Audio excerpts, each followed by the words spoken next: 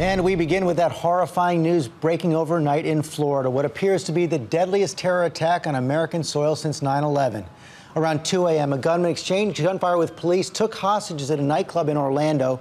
3 hours later, police SWAT teams move in, kill the gunman, and find a scene of carnage.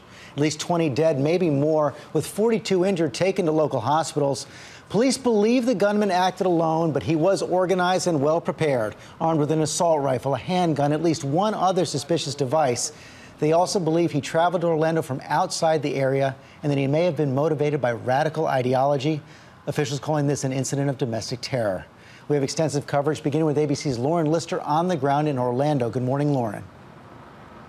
Good morning, George. You know, this is where it all happened, and you can see that there is still a police presence, still crime tape blocking off the side streets. And I want to show you now that it is cleared, we can actually see the sign for that nightclub pulls just down about a block and a half. The scene where a fun night of dancing, it was Latin night, quickly turned into terror when at around 2 a.m. that gunman went on a shooting rampage. Now, eyewitnesses that we've talked to describe a scene of terror and chaos with bodies on the ground and blood everywhere. One witness describing to us how he climbed on the ground crawling, and when he came out, according to him, police were tagging bodies based on their injuries, presumably prioritizing their care. Another eyewitness overnight was still texting with someone inside the club who he said was in the bathroom and said he had been shot. We now know that it was a hostage situation. That's how authorities are describing it. And that at 5 a.m. they decided to rescue those people. They say rescuing about 30 people. Now, the 42 injured were taken to area hospitals, and one of them